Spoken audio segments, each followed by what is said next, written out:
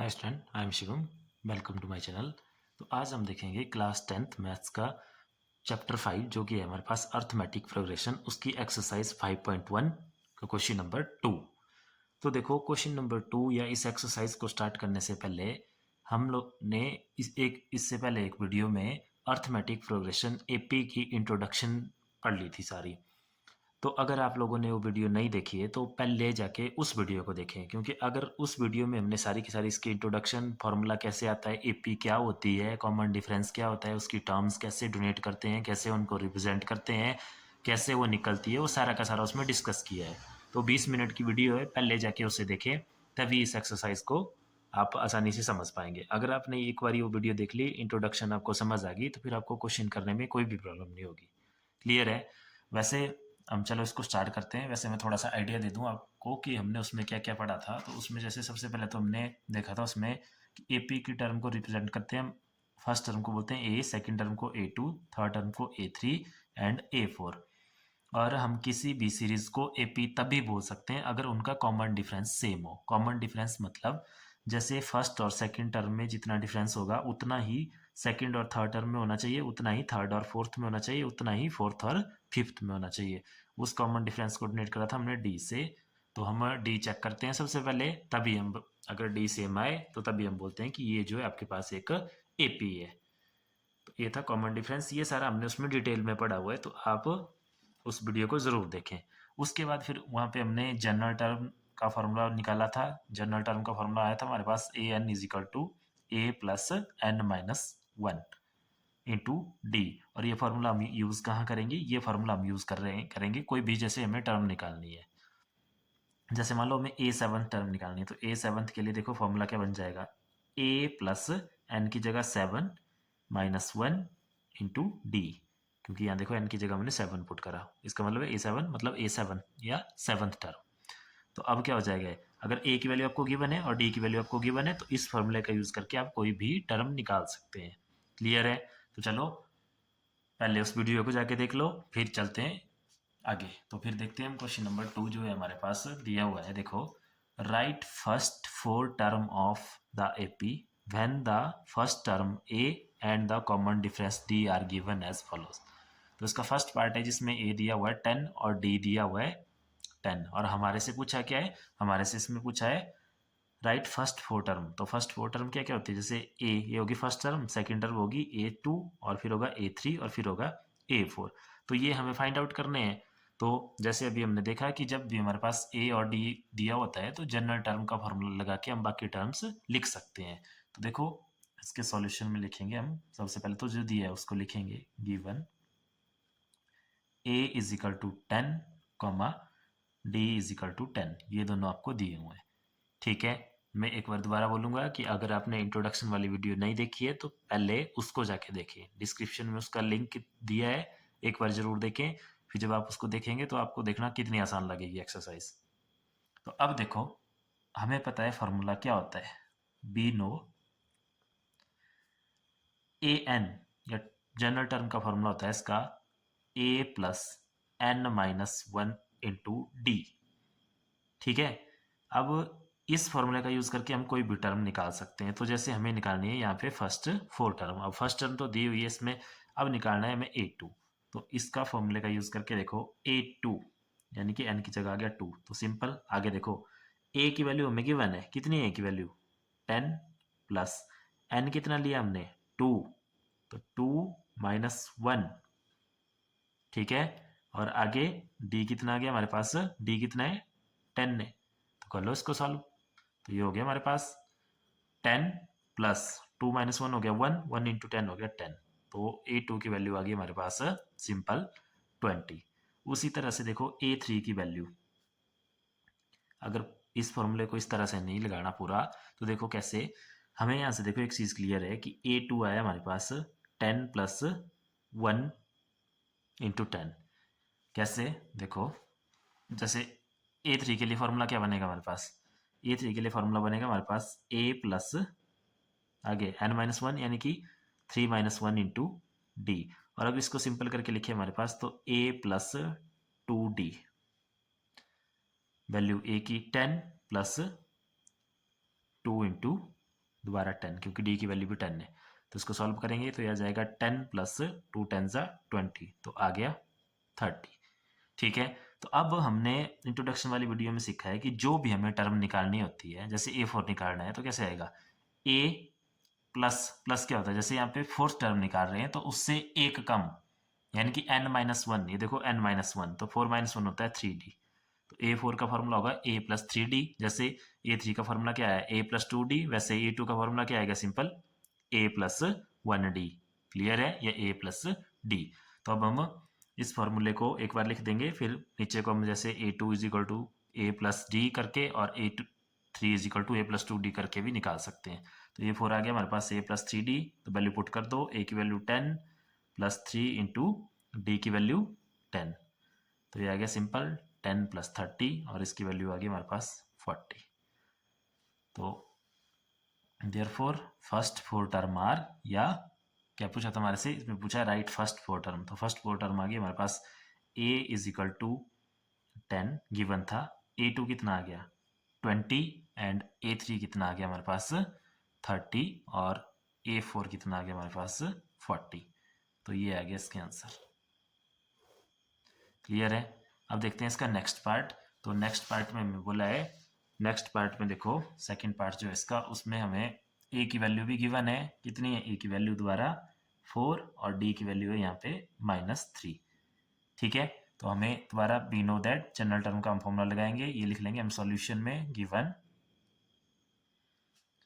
अब we know that an is equal to a plus n-1 into D. तो देखो इसका यूज करके हम निकालने हैं हमें A2, तो A2 क्या आएगा, देखो a प्लस 2-1 कितना हो गया 1d, simple a plus d। तो a की वैल्यू है 4 प्लस d की वैल्यू है -3, तो ये हो गया 4 प्लस माइनस हो गया -3, आंसर आ गया 1। उसी तरह से A3, तो A3 का फॉर्मूला क्या बन जाएगा, a प्लस n की जगह 3-1 2d। क्लियर है, सिंपल। अगर आपने यहाँ से नहीं निकालना तो मैंने बोला है a प्लस एक कम कर देना, जिस टर्म को निकाल रहे हैं उससे एक कम कर देना और d के साथ मल्टीप्लाई कर देना उसको। तो A3 हो गया a प्लस 2d, तो a की वैल्यू 4 प्लस 2, डी की वैल्यू -3, तो कर दो सॉल्व। 4 प्लस माइनस हो गया माइनस, 2 3 हो गया 6, तो आंसर आ गया 4 - 6, दैट इज हमारे पास -2।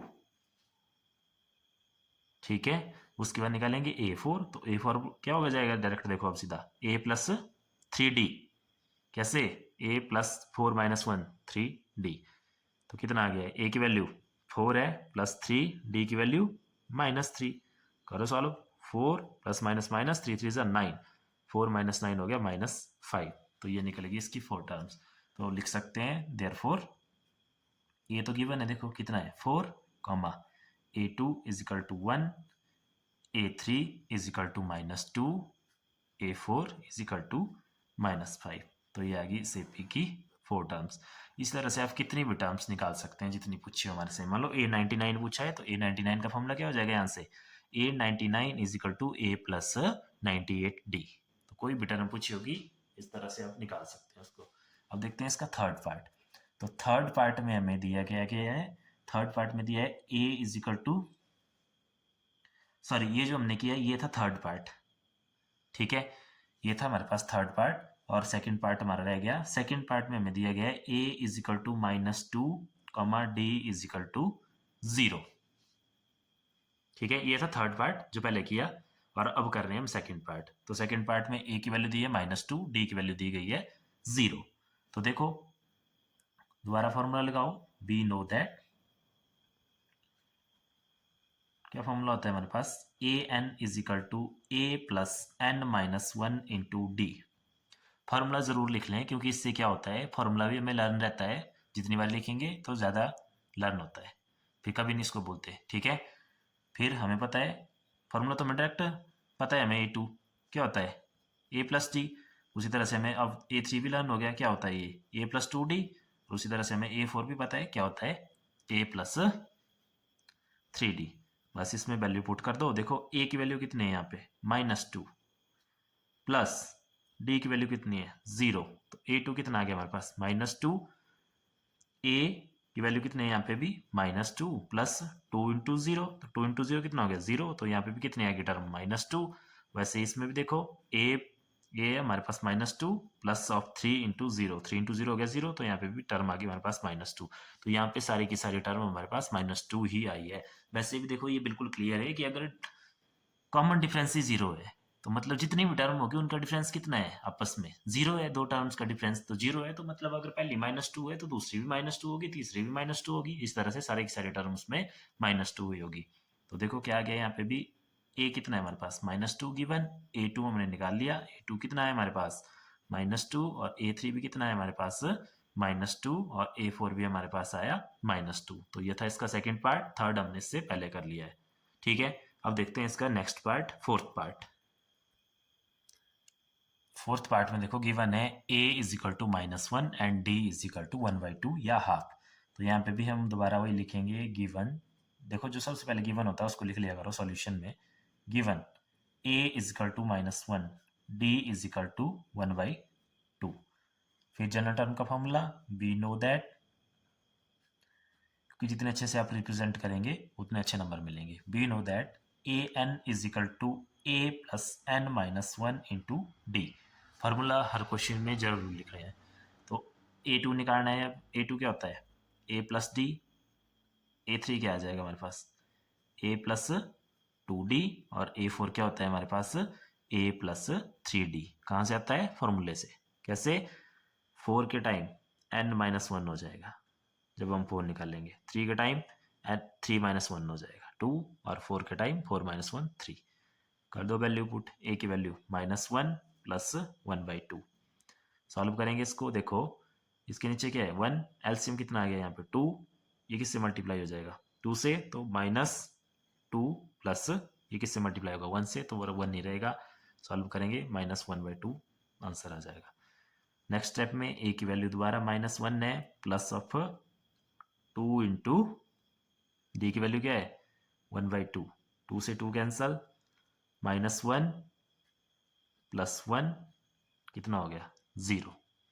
ठीक है, a4 a की वैल्यू -1 है, प्लस 3 d की वैल्यू कितनी है 1/2। सॉल्व करो, -1 प्लस 3 1 जा 3/2, एलसीएम लो कितना आ गया 2, नीचे यहाँ 1 है तो ये हो जाएगा 2 से यहाँ मल्टीप्लाई, तो 2 माइनस 1 हो गया हमारे पास -2 प्लस 3, तो ये आ गया 1/2। क्लियर है। तो इसमें जो फर्स्ट टर्म आई हमारे पास a is equal to -1 given थी, a2 क्या आया हमारे पास -1/2, a3 क्या आया हमारे पास 0, एंड a4 क्या आया हमारे पास हाफ।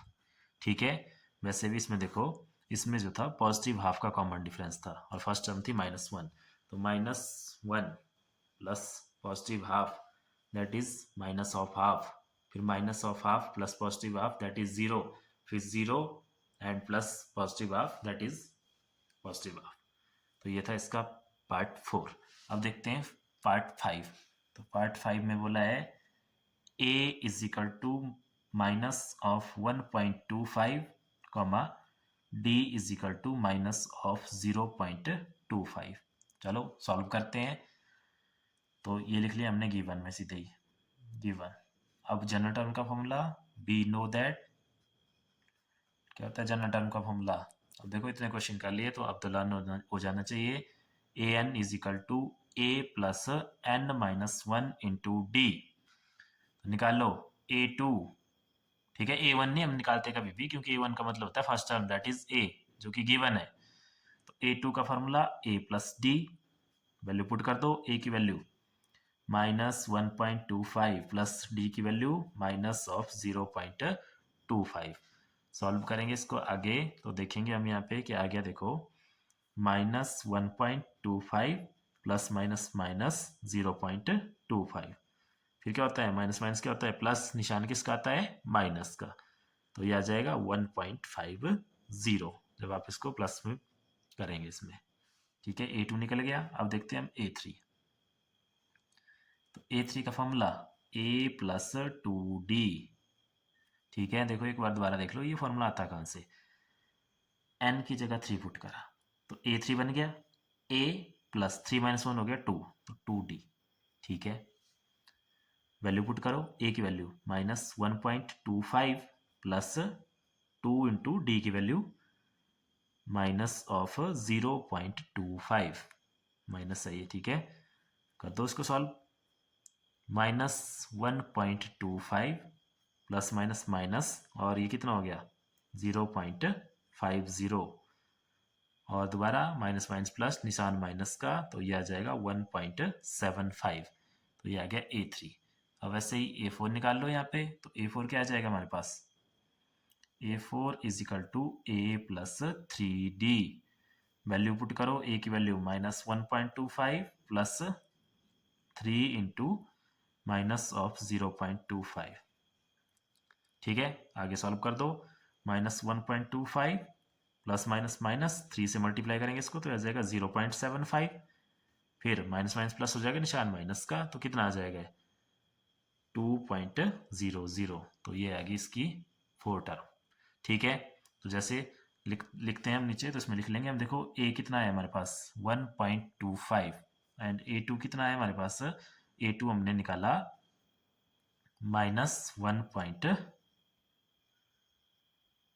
a है हमारे पास -1.25, a2 आया 1.5 एंड a3 आया हमारे पास माइनस ऑफ 1.75 एंड a4 आया हमारे पास ये माइनस ऑफ 2।